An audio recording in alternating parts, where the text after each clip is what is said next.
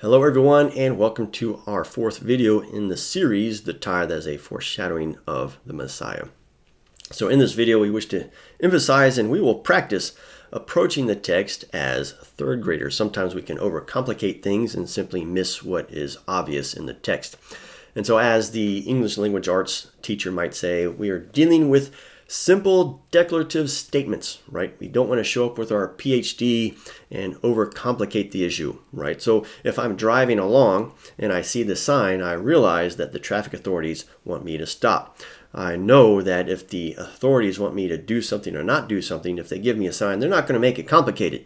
They're not going to write it in such a way that someone needs 14 PhDs to figure it out. We have this octagon thing, and it's red to get my attention, and it's got stop on it, and that means stop. Now, if I disobey, it's on me because I was, quote, not paying attention. I wasn't reading this thing as a third grader. So we want to approach the text as children, as simple people. So as an example, what we're going to do is we're going to act as though we are in third grade class, or in one session we're going to be with a group of Jewish children. In the next session we'll be in a group of Christian children. And so again, imagine that an English language arts teacher is standing in front of you and showing you this text and giving you a pop quiz. And so the text reads, "See, I have given the Levites all the tithes in Israel for an inheritance, for their service that they perform, the service of the tent of meeting." So the first question in our pop quiz is, who has the right to receive the tithe? And so the kids are discussing amongst themselves what could be Dan, it could be Gad, it could be Reuben, it could be Asher. But then one of the kids points out that, the only tribe that is allowed to receive the tithe, according to the text, the textual evidence, this is what we're looking for, are the Levites. That is to say that if Benjamin stood up and said, "I have a ministry, I'm doing something for God," Benjamin does not get the tithe. Just because he has a ministry doesn't mean he gets the tithe according to the text. And so this is how we want to read the tithe, in basic declarative statements. Let's don't try to overcomplicate it, right? God has said, this is God speaking, right? God says, "I've given the Levites the tithes and no one else." Not Zebulun, not Manasseh, not Naphtali, right? To Levi. So let's just stick with the text. For what reason did God give the tithe to the Levites, right? So when mommy and daddy are going to the grocery store and they're paying for groceries and they give the nice lady at the cash register money, they are paying for something, right? They're giving wealth to the cash register person in exchange for the groceries. And the question is, for what does the tithe pay? Now, there are many things that are going on that are nice in the land of Israel. For example, somebody might be teaching God's ways, but that is not in the text. Or building a temple, or building a tabernacle, or building a synagogue, or paying a rabbi, or all these different things that one could do. Could be doing for God, that could be labeled as a true ministry that has to be carried somehow financially. But in this text, it says very clearly that the tithe pays for the service of the tent of meeting. Now, we know from other texts in the framework of which this is being said, also the context, that the work at the tent of meeting is the sacrifice unto the forgiveness of sin. So we know that the tithe does not pay for teaching God's word. It doesn't pay for building tabernacles or temples. It doesn't pay for rabbis or synagogues. It pays solely for the sacrificing unto the forgiveness of sin by the Levites, no less. And so our third question is, who has the right and the duty to pay the tithe? Now, some of the kids are discussing among themselves that they have never heard of a prophet complaining that the Babylonians are not paying the tithe. And if the Babylonians would only pay the tithe, the windows of heaven would open up and they'd be blessed beyond belief, right? No prophet ever said, those Philistines, why are they not bringing the tithe? The Assyrians, they missed it again, right? It's not there. Why? Because the text says that the tithes are paid from Israel. And that is very important because we have to realize that this is a prophetic statement. The sins are forgiven through a payment out of Israel, not out of Persia, right? Not anywhere else. The payment for the forgiveness of sin comes out of Israel and nowhere else. Moving on, we go to the Christian third grade class, and we quote this verse out of Hebrews 7.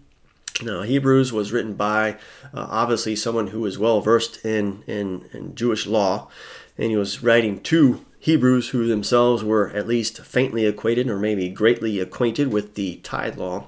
And he writes to them and he says, "And those sons of Levi who received the priestly office have authorization according to the law to collect a tithe from the people." Not according to traditions, not according to our opinions, not according to our financial needs, not according to what we think, but according to the law. So now what's interesting about this verse is a paraphrased quote of the verse we just had when we were in the Jewish-based third grade class.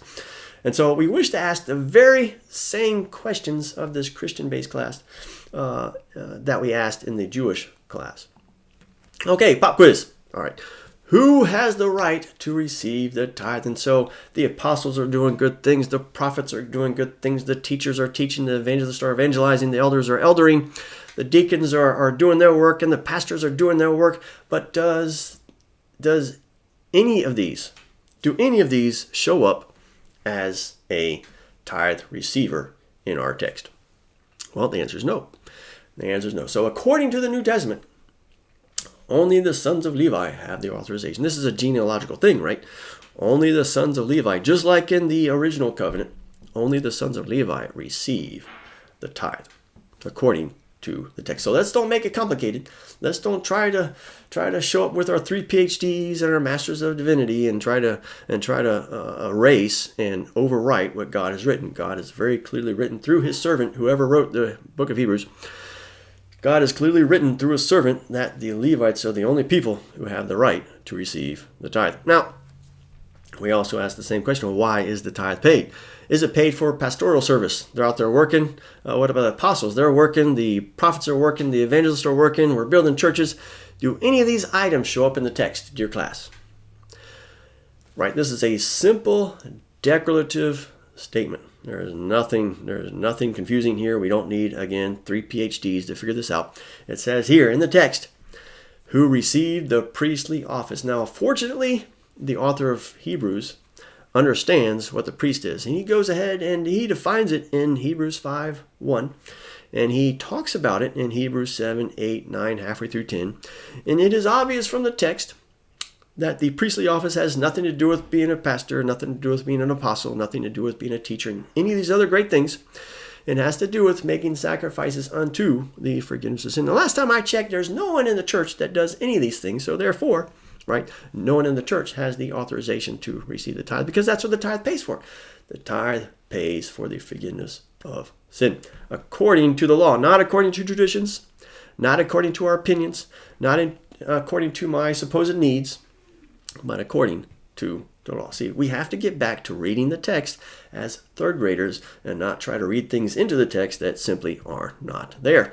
For example, the tithe payers. Who pays the tithe? Well, the author of Hebrews tells us very clearly, according to the law, a tithe is collected from the people. Well, that's kind of vague, so he goes on to narrow down who the people are. From their fellow countrymen. Well, the Levites, who are the fellow countrymen of the Levites? Well, the other 12 tribes of Israel, right? Just like we had in the other pop quiz. Although they too are descendants of Abraham. Just in case someone's confused, just in case he highlights the fact that the descendants of Abraham are the ones who pay the tithe. Like not the Romans, not the Greeks, not the Ephesians, not the Colossians, not the Corinthians, but the descendants of Abraham are the only people who are authorized and have the duty to pay the tithe. Now, what's interesting is that this verse is the exact same verse out of Numbers chapter 18, verse 21, which we had on the screen earlier. And this makes sense because, as we talked about in the previous video, in the original covenant, 6 times very clearly it says that the tithe law is not changing, right? So the author of Hebrews is aware of that. And if we count in the Passover law, which is a foreshadowing of the tithe, we have 8 times in the original covenant, in the law, it says the tithe law is not changing. So here, the author of Hebrews is simply reiterating what is in the law, right? It would be hard to describe this person as a man of God if he were to change the tithe law, if after 8 times in the law, God says that it changed. So here we have a call to everyone to simply read the word as it is written. Simple, declarative statements. The Levite gets the tithe, It pays for the sacrifices unto the forgiveness of sin. It is paid by the Israelites. End of story. Let's don't make it complicated. So I hope we have a new lens through which we can read the tithe. Like, let's don't go through the three PhD level arguments to try to argue that the tithe is something that it is not. Right. In the next video, we will go through the fact that obeying the tithe is a matter of faith. And faith and obedience, they go together. For example, when Abraham was called out of his homeland, God said, leave your land and I'm going to show you a new place to go. And Abraham obeyed. Why did he obey? Because he had faith, right? The obedience came with the faith, and the faith came with obedience because he was fully convinced that God knew what he was doing. And so when God says that the Levite and the Levite only gets the tithe, God knows what he's doing. Okay? When God says that the tithe pays for the forgiveness of sin, God knows what he is doing. Okay? When God says that the Israelites and only the Israelites pay the tithe, God knows what he is doing. So if we do something outside of what God is saying, well, then we are acting outside of faith, right? So if we're disobedient, we are not acting in faith. But if we are obedient, then we are acting in faith. And so this is a call for all people who honor the word of God in the Torah to have faith and be people of faith and simply act in a way consistent with what God has said.